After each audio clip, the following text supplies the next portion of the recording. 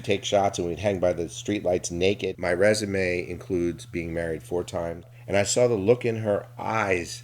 And I said, I'll have some of that. I was up for like 10 days. Holy shit, I'm Pookie. How did that happen? You been to federal prison, homie? Yeah, I say. Welcome to the Recovery Idiot. Please like and subscribe and visit therecoveryidiot.com. Buy something from our store. Your child support can wait. Find us on social media. Let's ruin the internet together. The following contains explicit language and situations that some might find unsettling. Viewer discretion is advised. All right, I guess we'll get to it. So my name is Leroy, recovered alcoholic addict, and today I am with... Mark Gibson. That's it? That's it. You know, I've been called many things by many people, and I'm really good with my God-given name. Okay. From New Jersey originally. And where exactly in New Jersey are you from? Interesting story. I was born in Long Branch, New Jersey, and put up for adoption through Catholic Charities. I was raised in Scotch Plains, New Jersey. Exit 135. If you're from New Jersey, you know what I'm saying. Is it by the Watchung Mountains? It is. Do you remember a General Cinema in a strip mall? Yes. Blue Star Shopping Center. Yeah. Yes. I was trying to think what that was called. Yes. My dad was the manager of that movie theater. Really? So I spent many summers working in that movie theater and finding out what drugs and alcohol were. You know, I thought you looked familiar because my first movie that I saw that kind of got the loins going was called Blame It on Rio. It had Michael Caine in it. And if you look it up, the girl in it was just incredibly gorgeous. And I saw it in that theater, and it was in the afternoon, and I snuck to see it, and it was like one of those romantic comedies in the 80s. But yeah. I've probably seen Die Hard 200 times the summer it came out. Did you ever go to the Watchung the outlets to the left, down 22 a little bit? It was a flea market. Yes. And they had all the rock shirts and stuff in there.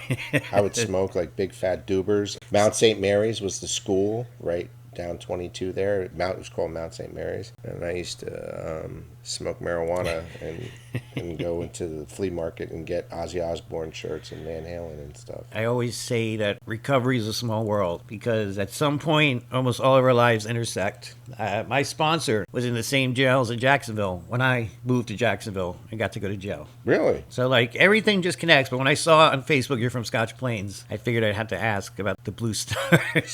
Blue Star Shopping Center. Yeah, that was great. That had Caldors in it. Yeah. Right?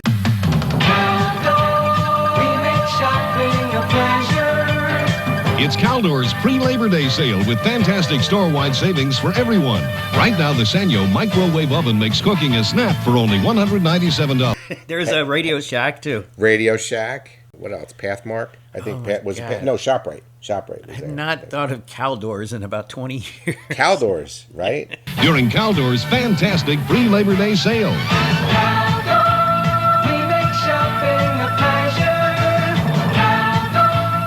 I think modern day Caldors is Kohl's. Yes. I think that's what it transcribed into. But I was raised in Scotch Plains. When I was a senior in high school, which I'll get into, I moved abruptly down to Brook Township, New Jersey, where I finished high school. Moving your senior year is not pleasurable. It sucks, to be honest with you. And I graduated high school there. Then I went to Stockton State College, which is now a university. And I went there for 4 years and completed 7 classes. Which is part of the reason why I'm on here right now, because I completed 7 classes, and then I went into the Air Force because that was my next solution, but I'll get into that. So I've lived in all, when I was married later on in life, like I'm dead now, I'm not, but I lived in Monmouth County. Okay. So I had a house in Howell. Yeah, that was Ocean County. I lived in Brick. Yeah. Right? I lived in... You were in Ocean County? Yeah. Really? Yeah, I lived in Brick. I lived in with my grandparents for a period of time. Manchester Township. Yes, I know. So that's right. Yeah, Tom's River, right? Yeah. That's right there. And I've just created chaos wherever I went for the most part. I mean, some good things happened, but I appreciate you having me on here. I I do. appreciate the story and what you do for the recovery world today. You know, it's funny. I don't think anybody signs up to be in recovery. You know, nobody says, "Yeah, I'll have some 12 steps and some AA." You know, that wasn't my experience. I didn't know what it was. My first introduction to AA actually was, you know, I'll start at the beginning. I was adopted. This is not what makes me a drug addict, a recovered drug addict, a recovered alcoholic. Is that you know, I was put up for adoption. So as I get into my little journey here, you'll hear that I found my biological family later in life. So one of the gifts that I got was to do that. So the nature versus nurture debate. So my dad that raised me was an alcoholic, untreated, exposed but untreated to the solution. He was ordered to AA, I think, through DUIs and stuff like that. But he became a dry drunk when I was little. So my mom died tragically that adopted me when I was 5. That's not what makes me a drug addict and an alcoholic, although I thought it was years ago. I was adopted and she died, and then we moved to Scotch Plains from Manville, if you know where Manville is. Yeah. Somerset County off 287 there. Yes, I was born in New Brunswick. There you go. Look at that. I worked, you know, later on in the recovery sector. I worked for New Hope Foundation. Oh, really? And you did recovery stuff in New Jersey? yeah. Oh, yeah. No, I have some letters behind my name that say that say I know something. I'm not used to people like that. I'm used to the garbage people. I don't That's know. what I am. don't know anything. My CADC Okay. in New Jersey, certified alcohol drug counselor, and here in Florida, I have my certified addiction professional. It's called a CAP, and I have the recovery coach certification through CCAR, and I have an interventionist certification. A bunch of stuff that I went to school for. It's ironic because I'm not actively working in the recovery community right now. I was talking to somebody before this, and we were talking about, you know, how to get sober and how to stay sober, and I was like, what's sober, you know? And so when I was a kid, you know, my first drink and drug was back in the early 80s. You think I'm talking about the 60s here. My dad had this, like I just stated before, he had like a dry drunk thing going on, so all the alcohol was in the basement. He built like a pantry and everything. So what I would do is I had this elaborate scheme. We would sneak out at night, you know, so probably about 11, 12 we would sneak, and I was like, they were like, all right, who's going to get the alcohol? You know, I'm the only one that I know of in the neighborhood that actually went to the alcoholic depths and the drug addict depths that transpired for me. But I took blackberry brandy. You remember Alfred P. Newman? Do you remember that magazine, Yes. Magazine? So we had these masks. What, me? Worry? Yeah. So we had these masks, and I don't know where we got them from, but I got blackberry brandy. We did shots outside. We snuck out. I mean, we had walkie-talkies. We had this whole elaborate thing going on in Scotch Plains. And what we would do is put on these masks. We'd take shots, and we'd hang by the streetlights naked, and at like, you know, puberty, just basically a few hairs down there. And we'd hang by the streetlights, and we would just want to see the reaction of people getting out of the bars, pulling up, and they were probably inebriated too. And we would run against the flow of traffic. And, you know, I just remember, like, you know, that warm, fuzzy feeling. I only drank blackberry brandy one time, and that one time, you know, I got sick because I never drank it again. It's that first drunk, you know, that was the first drunk. I was about 12, 13, and it was about the same time the first time I had marijuana, and that was at Blue Star Shopping Center. There was a street. Do you remember Snuffy's was right across the way there? Snuffy's Panjay. It was a restaurant, and there was an overpass. But I remember getting stoned and going home and just wanting it to stop. You know what I mean? I was like, I can't go home like this. It was like, you know, you're looking in you're like, you okay? You know, and I went up and everything was spinning, but I didn't have to deal with anything that I was, you know, a 12, 13, 14-year-old kid had to deal with at the time. My dad, like I said, you know, had some dry drunk tendencies, and, you know, he was a very angry guy. You know, today recovery has taught me something about that. Somebody said to me one time, and they said, is it possible that they were doing the best that they could? And that hit me like a ton of rocks, because I was like, yeah, maybe that's possible, you know, because I want today, with all the F-ups I've done, I want people to see me that way. I want people that I love, that I've currently stumbled on their hearts and their spirits, to say, is it possible Mark did the best he could? So for selfish reasons, when that was presented to me, you know, in recovery, like, is it possible your dad did the best he could? It was a huge healing moment for me. But when I was 12, 13, 14, 15, being ripped out of bed by my hair and being told some pretty nasty things about what why, why your mom, which was my stepmother, why your stepmother won't F me, and why, you're never going to be nothing, and you were adopted, and why did I ever get you to begin with? When you hear stuff like that, it molds your self-esteem as a kid, But again, what I learned in recovery is that's not what makes me a drug addict.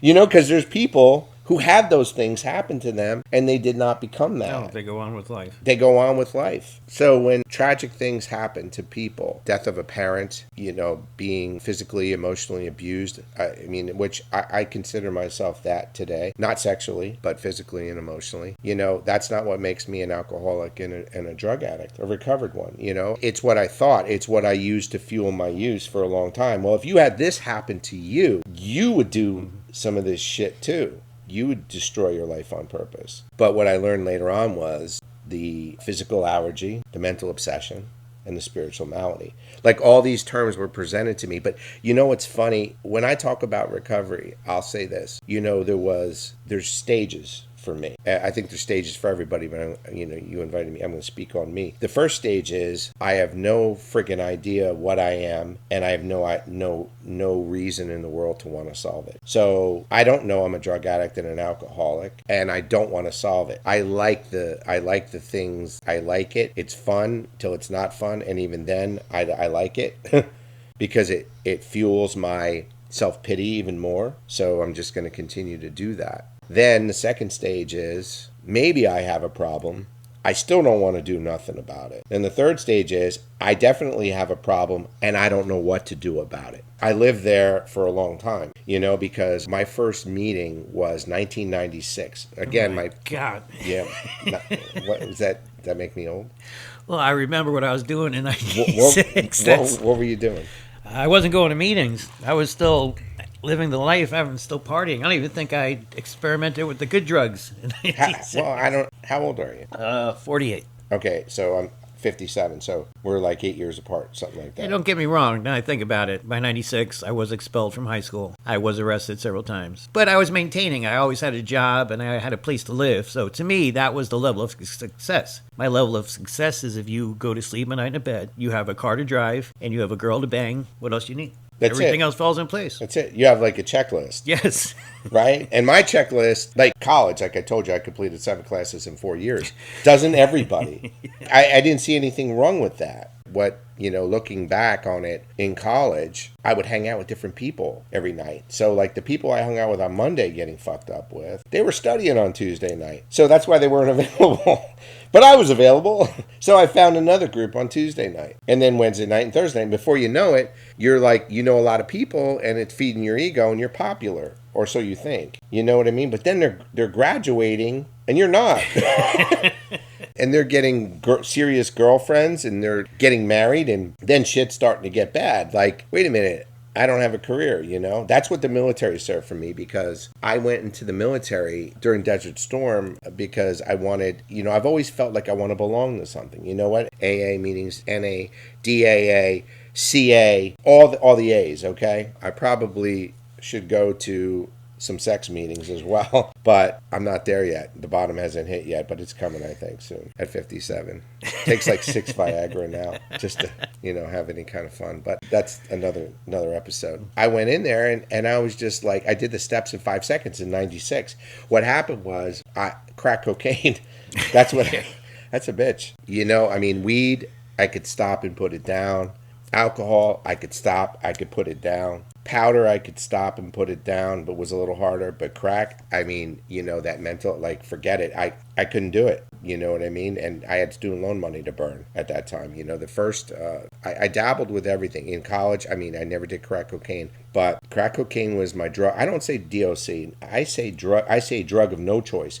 Because if I had a choice, why would I choose jails, institutions, and death? Spiritual death to this point, but I'm very aware that it could be physical death. But that didn't scare me. I was never scared to die. What I was scared to do was live. That's what I was scared to do. Successfully without the use of alcohol and drugs. I didn't know how to have relationships. I was scared to say that. I didn't know how to maintain a job. Life skills, like things that we talk about in early recovery today. I didn't know how to do absolutely none of that. I blamed my family for a very long time for that. my dad specifically. But today I don't blame him. And that's the miracle of those steps. But to kind of bring you up to date, so 13, 14, alcohol, just drugs. I went to high school. I was too scared to really dabble much because my dad would kick my ass. I was just lived in fear. So I didn't go through in high school years a lot of the things other than that story of going out with my friends and staying out and 15, 16 going on dates. I wasn't allowed to. I don't know if that was my dad being a dick or if that was my dad trying to protect me. I don't know. But what I will say is when I moved my senior year, I moved in with my grandparents. So there was a whole generation different, and they kind of had an idea what my home life was like. So I went from being a bird in a cage with my dad to being let out of a cage with my grandparents, and they did it. Their intentions were love, right? But what happened was, my senior year, I did really good in school, better than I ever did. I went from driving a Ford Pinto to driving a Cadillac Coupe de Ville. My grandparents, it was funny. I was like, wow, this is cool. I was the only kid in 1987.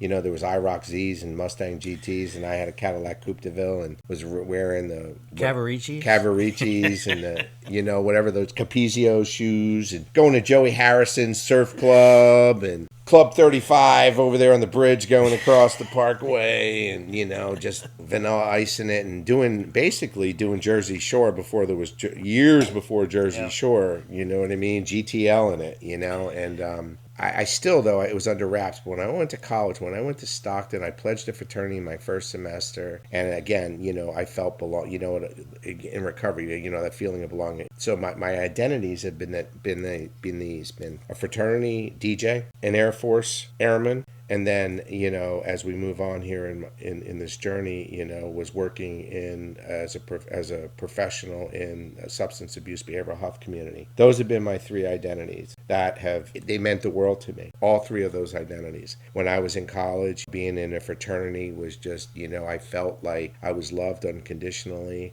It just edified everything about me, and drugs and alcohol were just a big part of that. But again, a lot of the brothers that I still keep in contact with, they didn't turn out like me. You know what I mean? Some did. I'm not. You know what I mean? Some did. But a lot of people, I think, maybe you can identify with this. You get offered a crack pipe, and if you're like me, you're like, yeah, let's check that out. But most are like, what the fuck? No way. Are you crazy? I'm not doing that. When I was in the military, so I went in the military, that was my solution out of college, because here I was, 4 years in, 7 classes, 1.8 GPA, and I'm like, I got to do something different. So I called one of the pledges, and I said, we're going to reenact the Kennedy assassination. He had a convertible Lincoln, and you're going to take me to a recruiter, and I rode in the back, and he took me to a recruiter, and I signed up, and I came back, and I went to a party and made the grand entrance, and I said I joined the Air Force, and here we are, we're getting ready to do Desert Storm, and everybody's like, are you serious? And I'm like, yeah. I was like, I got to do something drastic. I cannot party like this. I'm going nowhere fast. The military will fix me. It's the biggest geographical change you can get. The military is going to fix me. And you know what? For a period of time, Leroy, it did. The biggest geographical change, and that was going to fix me. I need some discipline. When you go to meetings, it's like, you know what? Oh, I know what I need. I need a girlfriend. I need the job. The job will keep me sober. The girl will keep me sober. My kids will keep me sober. And I believe that one for a long time. I wanted it to be true. My resume includes being married 4 times right now. And 2 children that I love immensely, that I'm currently, years later, still not in my life. Never the way I wanted when they were. And it's something that hasn't come back. I'm faithful that it will. You know what? Everybody's got their journey. I was angry at my dad for a very long time.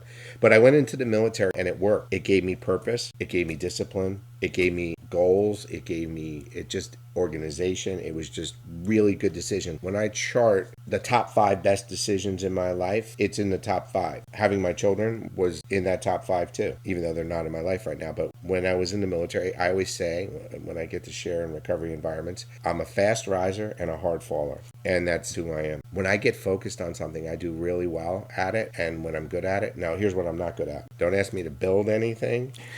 Like with my hands. Don't ask me to work on a car. Don't ask me to do anything mechanical. Ask me to talk to people. Ask me to pray with people. I'm a pen and paper guy. I'm a sales guy. But don't ask me to do anything like mechanical at all, because it's like a big joke with people who know me, and it's like, somebody said, "You're either going to be a lawyer or you're going to be in sales." My stepmother told me that from when I was a kid. She was like, "This is what you're going to do, and hopefully you make enough money that you can pay people to do things you're not good at." Because it's true. It's like, I need a TV mounted. Like, I'm not doing it. I'm going to hire somebody to do it. It's just like James. Yeah, like that's what I'm doing. But the military was really good for me. Did you actually see combat? I could talk about that stuff, but I'd have to kill you. Oh, that's no, but I've had some pens thrown across the room at me. Okay. I've been stabbed by a few letter openers.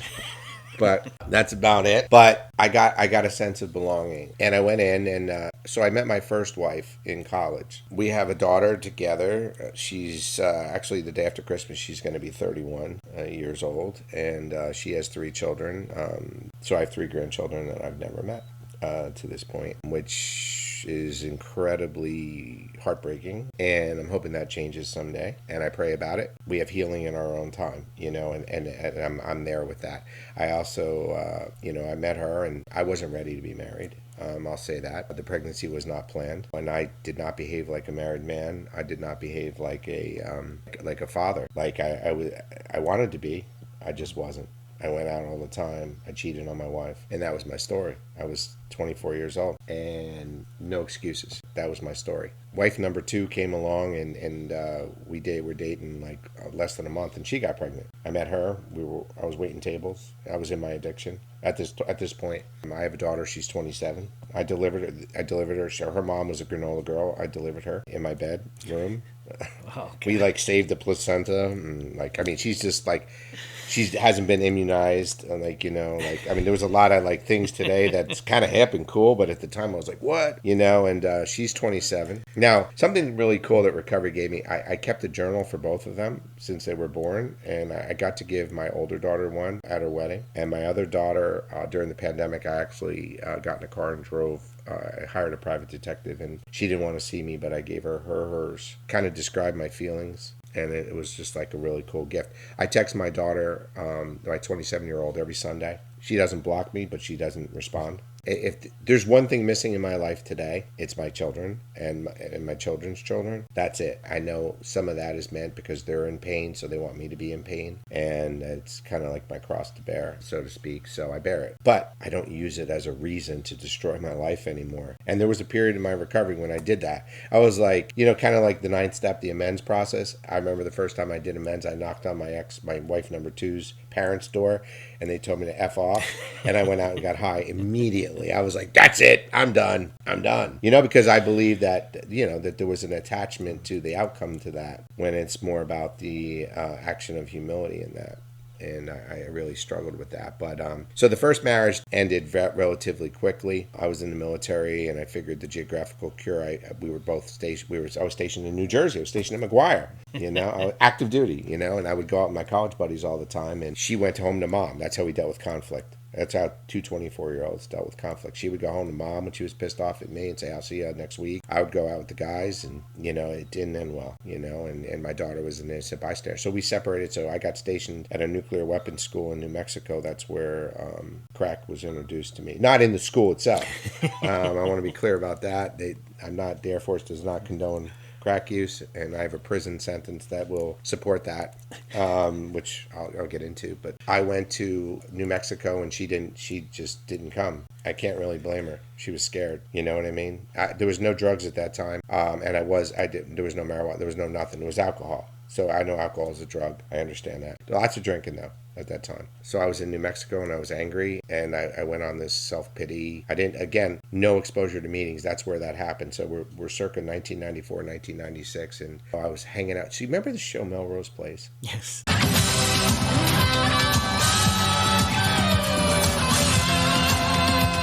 Remember that? So I lived in this apartment complex that was like Melrose Place. So we all hung out and stuff, and I was in the military, and I, again, fast riser, hard faller, and I applied to be an officer. I worked in a nuclear weapons school. I was a full-bird colonel's assistant. I worked for a full-bird colonel, Air Force, an Army lieutenant colonel, and a Navy captain. I worked for them, and they thought I'd make a good officer, and I thought I'd make a good officer, but the X factor in that was somebody introduced me to crack. So back to Melrose.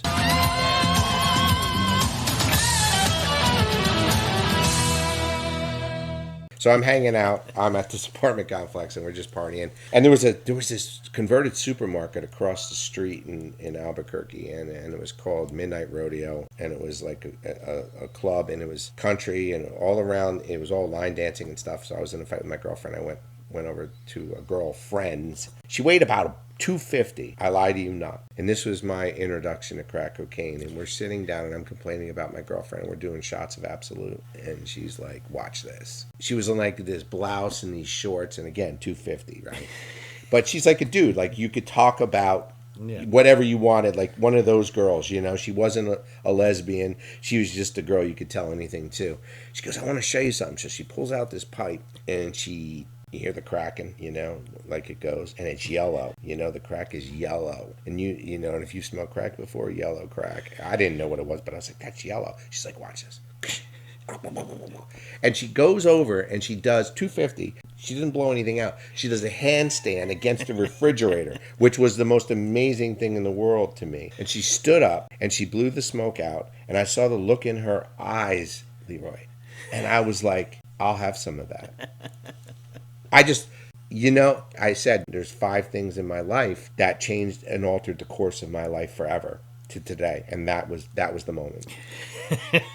To this day, I wouldn't be sitting here with you if that moment didn't happen. Anybody doing that would be amazing. With 250. And I said, I'll have some of that. I took a hit and I was supposed to leave to go see my daughter back in New Jersey, like within a couple days. When you talk about the mental obsession and addiction, I did do that. I did stop. But all I thought about was getting back to be able to do that again, because we stayed up the rest of the night doing that. And I was like, what is this stuff?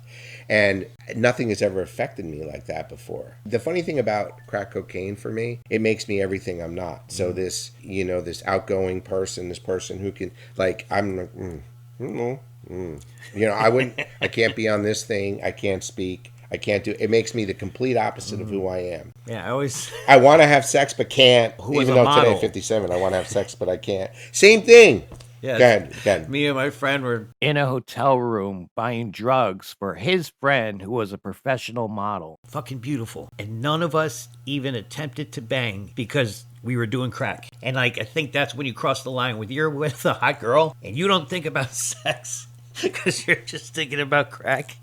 Oh, it became more important. It was like, wait, I'll be right back. You know, I mean, as my addiction progressed, I'd be in hotel rooms and I would have a prostitute. Oh, okay. And but I couldn't do anything. Yeah. I'd be like, I'll be right back. What's one more hit? And I'd run in the bathroom, come back out. She's like, you're paying me to be here. I was like, I know. Don't worry about it. And I'd run back and come back. Can't do it. And if you are a crack addict, you know exactly what the fuck I'm saying. You know what I'm saying. Like, you want to, but you can't. It's almost like a third out-of-body experience. Like, I can't believe I'm doing this. And you're like above yourself. And you're like, you can't stop it. And that mental obsession, when I went home to see my daughter, I didn't get high. I didn't, you know, I went home, saw my daughter, went home. And that's all you thought about? All I thought about was getting to doing that. That's all I could think about. And I blew that rest of the semester, all my student loan money on crack cocaine, to the point where I was up for, I think the most amount of days that I was up was on that, when I first kicked that, I was up for like 10 days. Jesus Christ. Yeah. And so my dad, the same dad that I've been describing, this is probably the most impactful thing he ever did.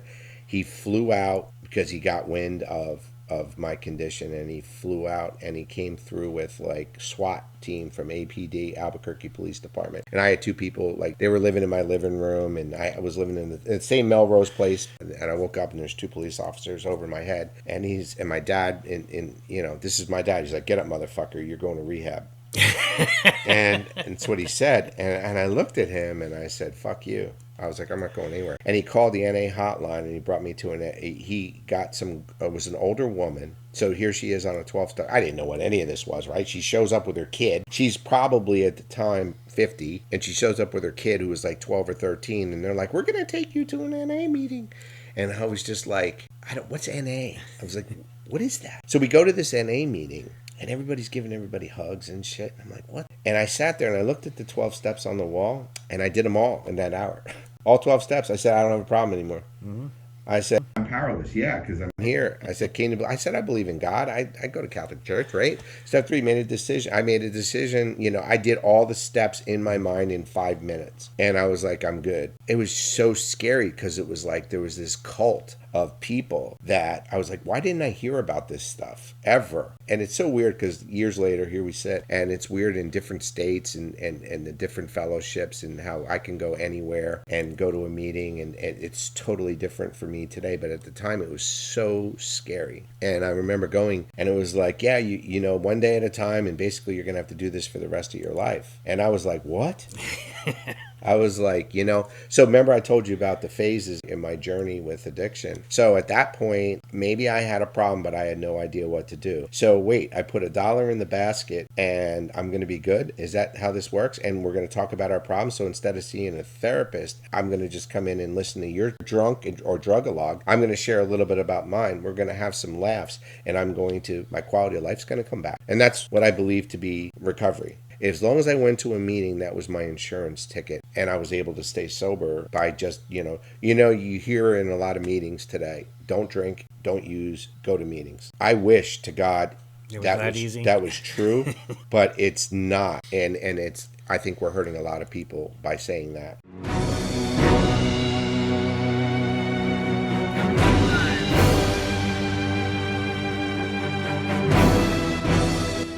Something went wrong with the audio. It comes back eventually. Please bear with us, we are not professionals. Back when AA in the 30s, like, you had to pretty much interview for them to waste their time on you. Like, it wasn't like it is today. It was just like that you sat in somebody's living room and they were like, why are you powerless? They were like, why is your life unmanageable? Like, you had to talk about that kind of stuff. It was totally different. It wasn't for everybody. You had to demonstrate that you were at your bottom. And I can tell you in 1996, I was 26 years old, right? Your body's recovered relatively quickly. Let me sleep for a week and eat some ding-dongs and devil dogs. I mean, because that's the crack man's diet. It's just give me as much sugar as you can and let me sleep, right? Even today, they don't cover crack detox in the treatment centers. You tell them crack, they're going to be like, oh, sorry, you do not qualify. And it's like, you got to go do some crazy shit and drink yourself. Do some fentanyl and drink. So you can get into detox. They're like, oh, there's no detox for that. Sorry. I'm here to tell you, you stay up for 10 days, there's a detox that's needed. I don't know what the hell it is. I mean, today, my cousin, back when, in my journey, she would give me Ativan before she took me to detox, so I could go to sleep. And I wound up that year, 97, I spent homeless for most of the year, sleeping in houses that were being built. And I was okay with it. And I would think from time to time about my fraternity brothers, and actually I ran some game on people that didn't know. I mean, 27, 28, I'd call people up, make some crazy shit up and get money from them. People that, because they didn't remember me like that. But I weighed the worst of my addiction, $129, Route 66 in Albuquerque. And, I'm not proud of this. We were talking about just some real shit, but prostituting myself. I was on Route 66 and I had men trying to pick me up, and I made it to this dude's house and I climbed out the bedroom window. I smoked his crack, and while he went into the bed, but the fact is I got in his car and I was like, shit, I'm going to have to suck some dick here. That's real, man. And that's so real. I got nothing to say. Yeah, you said to be real, so I'm being real. I didn't want that to be me, but at the same time, that's what it was. Yeah, and if my kids ever see this, or my ex-wives, like they, what I'm sharing right now, I guarantee you that my girlfriend now doesn't know, and she's going to watch this, so she's going to know. And I can cut it out if but you want. No, cut it out. Leave it there. It's my story. But I didn't. But I came that close to doing it. That's the level of desperation that I was at. I'll just fast forward to my 31-year-old daughter, where she would say, Daddy, why can't you just stop? Like, don't you love us? And I don't know if you can, I'm sure you can identify with this. It's like, it has nothing to do with me loving my kids. I love my kids. It's that powerful. And unless you understand it, how powerful that is, you just don't understand, like, how powerful that is, Now, explaining to a normal person the power of addiction when they say things like that, like, if you love me, you'd stop. In my head, on the list of things that are important in my life, no matter what, that drug is number one. You can't do anything about it. And I might love you, but I kind of love the drug more because I can't stop doing it. Also, I want to stop, but I can't stop. But then sometimes I really want to, and it just overrides every other emotion, every other thing of importance. That's it. It was addiction. The solution, crack was the solution that stopped working. It never really worked, but it's the lie that it is working, And the funny thing is, so I told you I was adopted, my biological family, so my biological father is a compulsive gambler. And if you look at studies with compulsive gambling and cocaine, you will see that MRI scans, they light up the same. And the funny thing is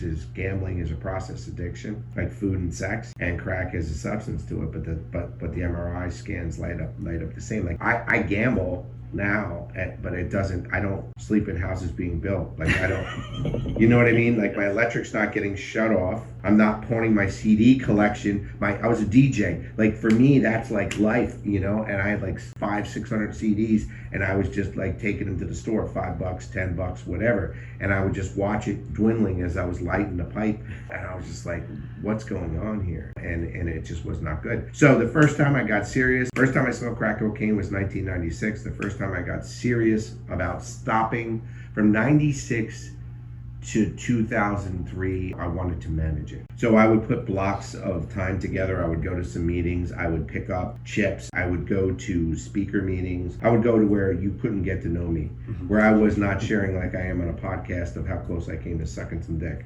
Like I would stay far away from anything that would show me, that would keep me from that shame, the shame of giving plasma to go get a 20-piece. I was just like, how did I get here? Did you ever watch New Jack City?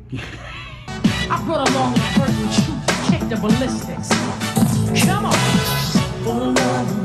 Pookie, right? Chris Rock, right? So I'm watching that. That came out in 92. My crack cocaine use started in 96, right? So in 1992, I'm doing some powder sometime, like I'm smoking some weed, I'm drinking, and I'm watching Chris Rock on this movie, and I'm like, and I'm being serious when I say this, I'm like, how could anybody possibly become Pookie? This crack shit, man, it's got me, man. And 4 years later, I was Pookie. 4 years later. Important story in judgment of not knowing somebody's path, right? And I remember, again, saying it like this, and I'm like, holy shit, I'm Pookie. I was like, how did that happen? That shit just be calling me, man. I just gotta go to it. In New Jack City, he goes to meetings to actually get sober, but then he starts working back in the lab where they're making it. He falls off. Yeah. I don't know how I became Pookie, but I did. Up till 2003, I wanted to manage it. So in that time, I met my second wife. Well, I was waiting tables at Applebee's. She was waiting tables at Applebee's. We got pregnant in the first month. And she was living out of her car. I mean, I have a highly, highly, highly rigid selection process for the women in my life. And she was living in her car, and that sounded about where I was. And I was living with my grandparents, and they were driving me to and from work because they didn't trust me to come home with the car. They didn't understand it at all. But they saw the burn marks in the rug in my bedroom. They were just like, that's from the hot pipe, me hiding it when grandma would knock on the door, and caused a lot of damage. My grandmother, in the end, God rest her soul, she passed away in 2018. She was in the end for me, and all my ends, she was the only one standing by my side. Everybody else was gone.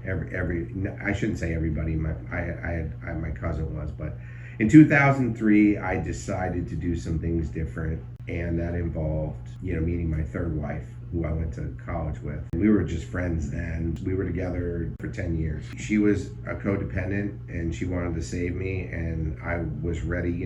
I always say recovery happens when message meets willingness, and there was a message that I was hearing that involved a big book and involved steps.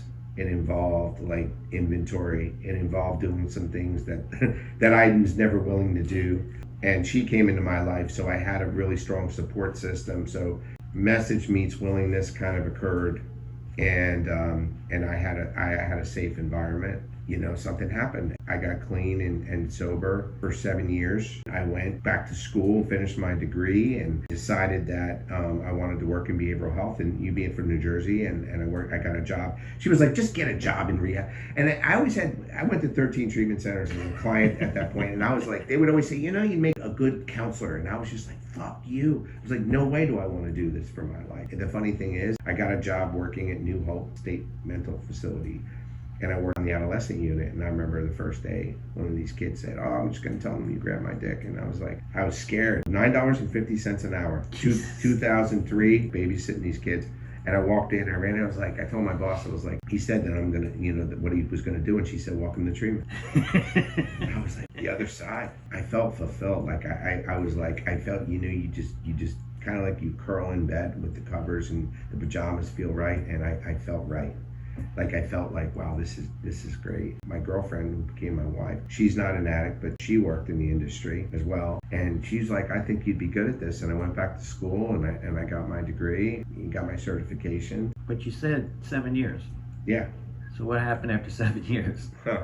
So what happened after 7 years? So there was this drug court PO who was really hot, and I was married, and when you get a little bit of recovery and I was cheating on my wife, and I didn't want to get honest about that. Then I got honest about that, and I moved out, and I picked up. I was living a lie. What I've learned is I can't really live a lie for a long period of time. And I went on a run. How many months was that? Like 2 or 3 months. And I got my certification suspended in the state of New Jersey, and it took me 2 years to get it back. Because I was reported. I had to go to therapy. I had to take UAs. I had to do a whole bunch of shit to get it back, which I have it back, by the way.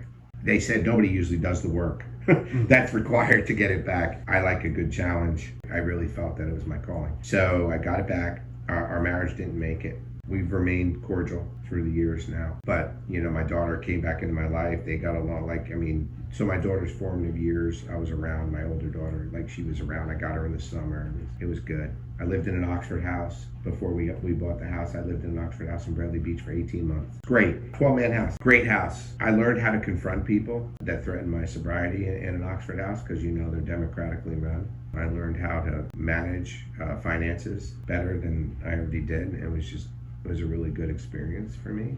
Got married, bought a house in Howell, or she bought the house. And This with the PO? No, it's with the wife. Then I cheated. Okay. Then I cheated. I went to treatment for a couple months, and I got out. I switched over to the business side of treatment more than the running group side. And I moved to Florida, and because treatment capital of the world. And I got an offer to help open a treatment center, and I came down here, and I did really well for another 7 years. And the same thing repeated itself. I cheated on my wife. Oh, really? A new wife. And it was 7 years again? Yeah. Wow. Yeah. I've heard that's the Bermuda Triangle of sobriety, between like 5 and 7 years, or some period in there. What's today? December 14th. Yeah, well, we're about to hit that again. Here on the 18th, I was cheating on my wife, and I picked up again, and I went to treatment again. I came back, and here we sit. God willing, I'll have 7 years back on the 18th.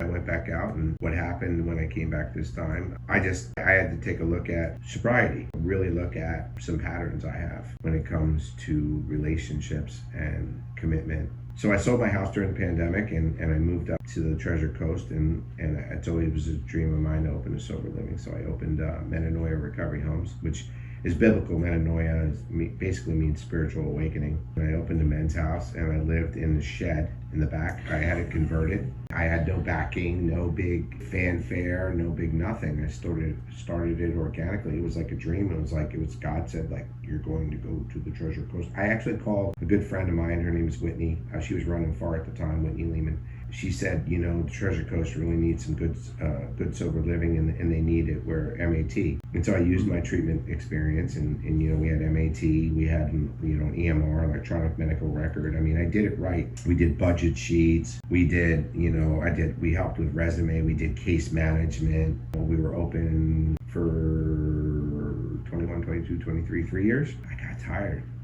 I'm very hands-on, and you're saving too many people, not worrying about yourself. I just got tired. People who do sober living, it's not like extremely profitable. You don't do it for that earthly financial profitability. You do it for spiritual profitability. If you don't have balance, and if you don't have key people, and it was really because I talked to you about identity, and that was identity for me. It has a good rep. I still get calls, but I was exposed to the telemarketing industry, and you know what? My experience with the telemarketing industry has been everybody's shady as hell. It can't be done right if you're going to make a lot of money, and I'm here as proof that it can be done right and you can be financially profitable and spiritually profitable.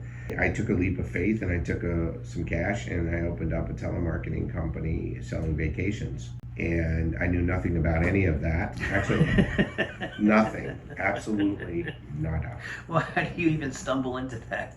You know what? I think it's a God thing. I was introduced through somebody else. I was introduced to someone who I developed a little relationship with. I respected the way they presented themselves at that time. Before that, actually doing with solar, and I got my ass handed to me.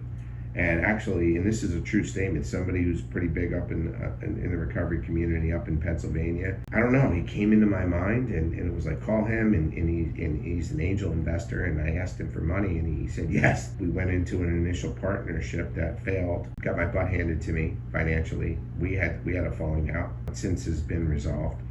Business-wise anyway. It's tough when you go into business with people from AA. You know, I can't imagine. It could be tough because you get to see people's character defects, what they sound like and who they are. It could be two different things, you know, and that door swings both ways. It goes on me too. We got our butt handed to us, and he blamed me, and I blamed him for not being an active participant, and so we came to an agreement that actually the agreement is over in the next month, 2 months from now, sorry. I decided to change verticals. I did vacation. So basically I sell you a discounted vacation and you have to listen to a timeshare presentation. You don't have to buy the timeshare. So you get discounted vacations regardless if you buy the timeshare or not, but the numbers say that you might buy the timeshare. But I don't get paid on that. I get paid on your discounted price vacation. Make sense? I mean, not really, but I get it. I don't understand how people make money doing, because if you call me, you're not getting a fucking answer. I can't believe there's people that still answer the phone. They do. So, like, I know it's a thing. If I'm not involved in something, my brain doesn't realize it's real. I have 70 people at work, 3 rooms, yeah. I'd say 85% are in recovery and live in a sober living or should be in recovery. One of the two. What I will tell you is that, you know, we've done meetings, in-house meetings there. I get to practice case management there. Because of my professional training, I get to use a lot of those skills, and I'm not governed by HIPAA and insurance rules and talking about my personal beliefs with God. I'm not governed by any of that. You know, and we've made 1.5 million year one. We did 3.8 year 2, and we're at 5 million this year in revenue. Isn't that crazy? Yes. That's absolutely crazy. I'm more proud of the leadership team. All of my managers all came, my number one man came to me on a scholarship to Metanoia, had nothing. He's been with me all 4 years, and he's got 4 years. He's got a daughter, got some of the gifts of recovery financially. He's, you know, got a wonderful woman in his life. I like the fact that God has allowed me to play a small role in that. I certainly didn't do that. One of my most basic prayers is, you know, God, use me as a vessel through which your grace and mercy can flow. I love being a vessel. Just like people have been a vessel to me. There's been many. I certainly haven't had the success because of me. It's because I've aligned myself. I've been willing, and I've kept my eyes and ears open when I'm around people. I've learned how to listen. The longer you're in recovery, the more you learn how to listen and who to listen to. I pray all the time. I pray nonstop, but God was screaming things at me, and I was not listening. And then I realized all these meetings I speak at, all these things I do, it's time to shut the fuck up, because that's when magic happens. I got 2 ears, 1 mouth, so I should be listening twice as much as I'm talking. Agreed. 2 ears, 1 mouth. I hate those old cliche sayings, but then you get old enough and been in recovery long enough, you know they make sense, so you gotta use them. Yeah. Yeah, I mean, you're like, wow, maybe I should listen. You know, opening this business has been like, I would not be ready to handle some of the success that it's had. Everything I've talked about here didn't happen. Mm-hmm. Like, when people say they're a grateful, recovered crack addict, I get that. Because crack cocaine, I would not have done some of the things I've done to get well if there was no crack cocaine in the mix. So I get why people are grateful for that. They're not grateful for the pain they caused others. They're not grateful for the damage that they've caused to themselves and others.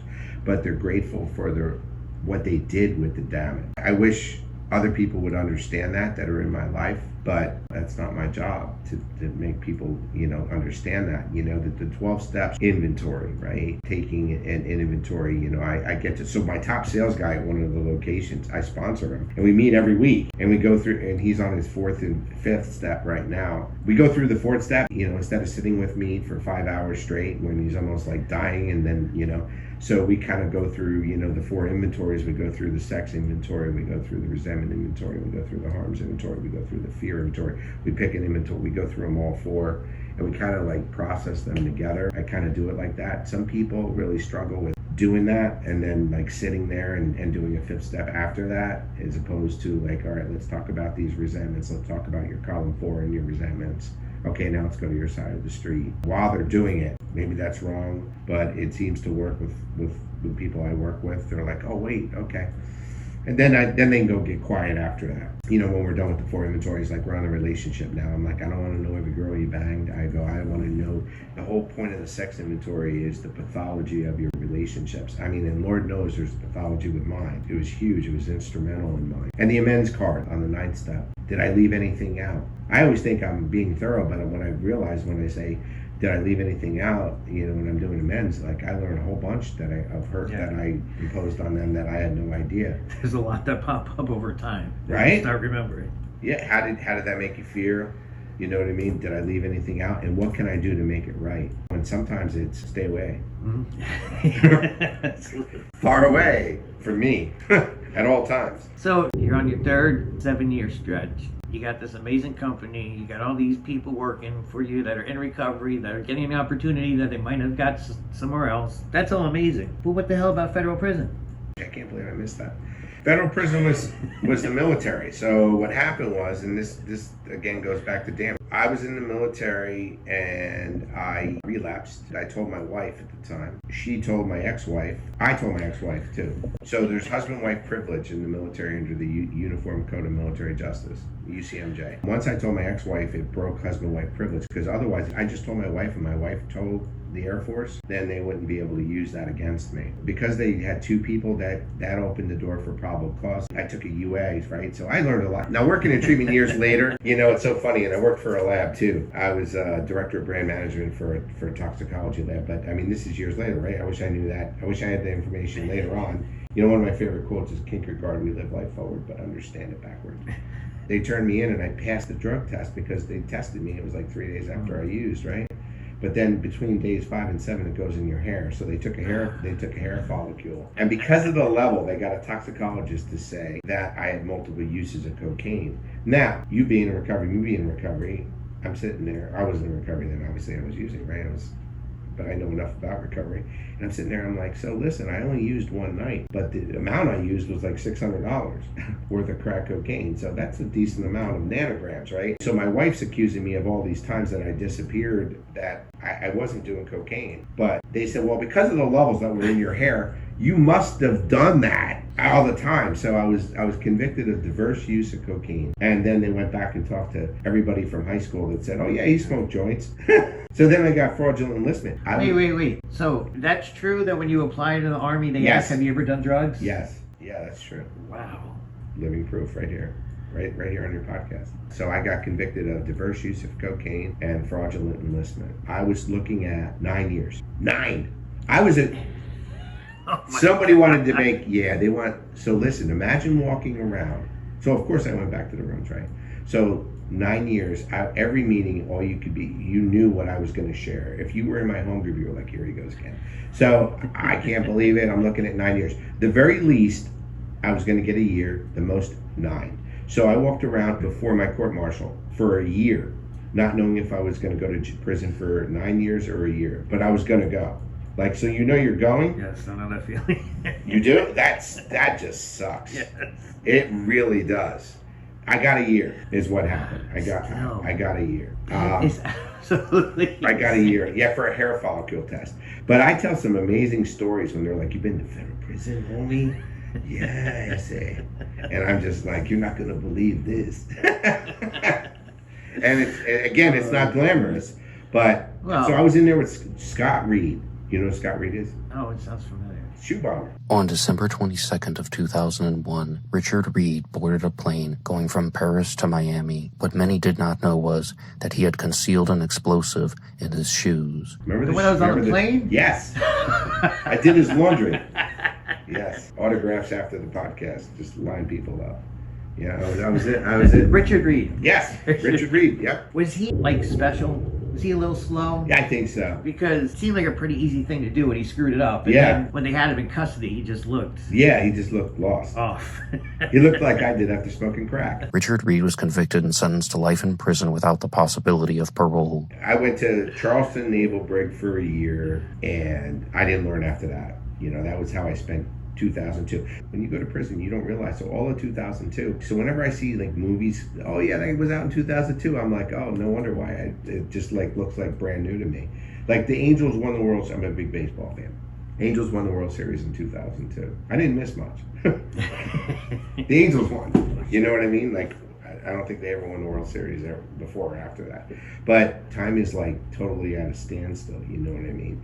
Now, when I got out, I just remember applying for jobs, man, and being on federal parole. And I think about like some of the success that I've had now. And I think about, you know, and when people come, there's a lot of people that are looking to restart their lives that apply at the company that I work, that I got to found. That probably couldn't get jobs. That couldn't get jobs. I have that problem. You know, at other places. So from it, what I like to do this year, so I have a telemarketing company, sales, right? I just opened a recruiting company. I want to help these telemarketing companies recruit people, and we do training as well. So telemarketing, you could sell vacations, you could sell moving, you could sell genetics, you could sell. There's a whole bunch of different verticals you could sell. So I'm like, wait a minute, maybe I can parlay this into like training and recruitment. We're Telepro Consulting. We're launching that here. We just launched it actually. And then the other thing I really want to do next year is I want to do a nonprofit of some sort. I'm not sure of the mission yet and the vision, but there's a lot of people that I like to know what they want to do. I have a girl passionate about baking.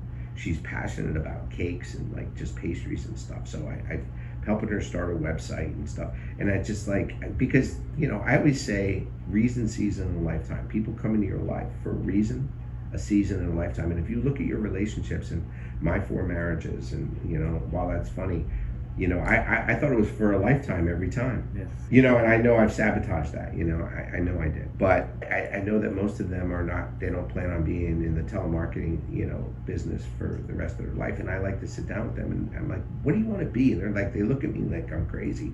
But I take a lot of the skills that I learned in behavioral health and I try to use those. And I'm like, what do you want to be? One of my favorite modalities of therapy is motivational interviewing. And motivational interviewing is asking questions. The answers are inside of you, but it's asking people the questions. Hey, what do you want to be when you were a kid? Did you want to be a fireman? Did you want to be a police officer? Did you want to be... And some things maybe are not possible because of your addiction or because of the crimes that you committed that are directly related to addiction or not, right? But what did you want to be? So I'm just like, I feel like kind of like the same yearning in my heart when I opened Metanoia. I'm feeling this about in 26 doing something with a nonprofit, and I'm not saying a treatment center, but some kind of a vocational, like when I got my degree in New Jersey, right, they had a program, vocational rehab, right? So I had to maintain a B average, but they helped pay for the rest of my bachelor's degree. I know there's programs here in Florida and stuff like that, and I'm pretty good at linking. And so here in the Treasure Coast, the Mustard Seed does a lot of cool stuff. Yes. I want to kind of like just figure out and try to like help people actualize their dreams a little bit. So that's why I just kind of have a broad, kind of like Bob Ross. Remember Bob Ross? Kind of like Pretty Bob. Trees? Yeah, like when he pulls out the canvas and you're like, what the fuck is he gonna do with that? And all of a sudden it becomes something. Like we're at the like, what the fuck am I gonna do with that stage? Being a felon, it's hard. A lot of people get out, and I've been doing air conditioning since I was 13. I always have a job, and if you have a skill, that's good. There's a lot of people that get out of prison or get out of jail and they don't have a skill, and now they're a felon and they can't even get a McDonald's job. I don't agree with some of that, and if I ran for politics, that would be a platform. I mean, don't get me wrong. There's some felonies, yes, but the fact yes. that just drug possession in Florida is a felony is ridiculous. Yeah. I agree with that. I think that if it's not violence, there's no violence involved in that, I think people could be rehabilitated in a lot of areas, and it puts a label on you. Yes. You know, I mean, you know how many law enforcement officers suffer from alcoholism, but it's the big wall of silence. Yes. Because they don't talk about it, because they can't talk about it, because they're supposed to. You know, in the military, it's the same way. Alcohol, they would rehabilitate you, but crack cocaine, it's like you're gone. I don't know if that's changed now. Back in 2002, I'm here to tell you, federal prison was the ticket, was where you were going. It wasn't like, oh, you know what, it's okay. You know what I mean? But alcohol. Right? Alcohol, that you're done. It's like encouraged almost. It is encouraged. I always say this, the legality of the drug has nothing to do with the impact of it on your life. Is there people that can burn their lives down with cold a medicine? legal drug? Yeah, I mean, so it's just, somebody made a decision that this is legal, and it's all based on money. I mean, when you look at Suboxone, for instance, right? I was very anti-MAT at one time in my career working in behavioral health, and I'm so pro-MAT. But again, back to motivational interviewing, like, let's talk about like why. So I know someone right now in my life who works for me, and it was a client at Metanoia. He's been on Suboxone for like 14 years. So my question to him is, do you believe that your life is actualized to the best of your ability by being on that right now, or are you living in fear, hence the fear inventory? Are you living in so much fear of what it could look like on the other side? I'll even take it one step further in my life without a substance. With intimacy, for me, I have 4 failed marriages. My inability to develop intimacy with a woman, spiritually, emotionally, and physically, has cost me and them a lot in my life. And I don't know at 57 years old how to do that. And it scares me, and that's why I seek professional help to learn how to do that. My biological mother, whom I met when I was 20 years old, she died in 2016. Her quote was, "It's not how you start, it's how you finish." And so at 57, I'm not done, and I'm not scared to say, "Hey, I have difficulty developing intimate relationships with female partners. I just do, and I'm not ashamed of that." So you take somebody on Suboxone, on MAT for years, Subutex, whatever. And who am I to judge, number one? But you know what? If I have spiritual consent, another principle I learned in recovery, which all that means is that I have the ability to tell you the truth as I see it in a kind, compassionate way. If I have spiritual consent with you, like, I'm going to ask you questions like, how are you challenging yourself in 2026 to be the best version of yourself? And I ask myself, and I allow people in my life, not everybody, like, I'm not calling my ex-wife and asking her, like, what do you think about this? Because I don't think I'm going to get an objective answer. But I will say that, I want to be the best version of myself, and I know that I fall short in the intimacy category. And somebody on Suboxone may, it was intended, for instance, to be a short-term drug. If you're on that for 14 years, like, what are the long-term ramifications? Well, I was on methadone. Yeah. I was on methadone twice. I always say, because I've met a few people that were on methadone and got sober, but you meet like actors, or you see rock stars, you see people that are like successful and they're like, yeah, I smoke crack, yeah, I did coke, blah, blah, blah. You'll never meet someone successful who says, yeah, I was on methadone. It's like poison. Once you get to that, that's it, life's over. Yeah, and Suboxone to me is a lot of ways modern day methadone. But you're not standing in line at the clinic. No, but and I'm a proponent for it. But it's like, do you ask yourself, does one person ask themselves, like, am I living my best life on it? Like, or how does it, like crack cocaine, obviously, it's pretty obvious, in a short period of time. I'm going to know I'm not living my best life. But I understand, but if it keeps you from, like, it's kind of like, and I was talking to James earlier about this as well. What happens if, like, crack cocaine's my DOC, but I decide, right? Here's what you don't hear about in the rooms, right? You only hear about it if they fall and they come back, right? It's like, oh, it didn't work. But do you believe, honestly, that there's people out there like crack addicts, we'll just use that because that's my drug and no choice, that go out and smoke weed and that's all they do on occasion, and that they never ever go back to their DOC, and that they never go back to AA or NA again because they're worried about being judged, but they live a somewhat fruitful life. There are people. Yes, I know. I'm not a judge. Who am I to say what can work, what can't work? Because the truth will be the truth. Like, your truth is your truth, and I don't know your truth. But you have people, it's like, it's either black or it's either white, and that's the way it is, and there's no other way around it. But I look at those people and I think, maybe you weren't as bad as me. Weed will make me say, oh, this sucks. I'm paranoid. You know what was great? Heroin. Let me go get out of here. Well, and then the other flip side of that is like when I use this, I'm like, you know, because alcohol would take me back. I tried to drink and not smoke crack, right? And I was like, well, let's look at this logically, right? Have you ever hooked up with an ugly chick when you were drunk? And I'm like, yeah. So would you have done that if you weren't drunk? No. Well, what are the chances of you smoking crack if you're drunk? Right? Because it makes the ability to hook up with a girl that's not physically attractive. Right? So chances of me saying yes to crack, Just say, fuck it. Fuck it is there. If you had like 60 seconds, what would you say to somebody who's new to AA, new to recovery? I would go back to, it's 2 pages on the back of appendix, you know, about the spiritual experience in the back of the AA book. I know that better than NA's literature, not to knock that. One of my goals is to know NA literature better. But what I would say is to read that spiritual experience. But on the second part, it talks about, there's a quote from Robert Spencer, I think it is. It talks about intent prior to investigation. And I love that. And I would say, don't condemn something before you investigate it. And when you investigate something, you have to know all the facts. And I think it's really easy to condemn something before you do that. You don't know when you go to an AA meeting, a lot of times, what to look for. You have to get linked with the right people. It says in that spiritual experience, honesty, open-mindedness, and willingness. If you're not ready to do those things, go do what you have to do to get ready to do those things. But to give AA a shot, you need to be honest with yourself and say, I have a problem. And you don't need to be humiliated. Humility is not humiliation. Honest, open-minded, and willing. That's how. Honest, open-minded, and willing. That's the acronym for that.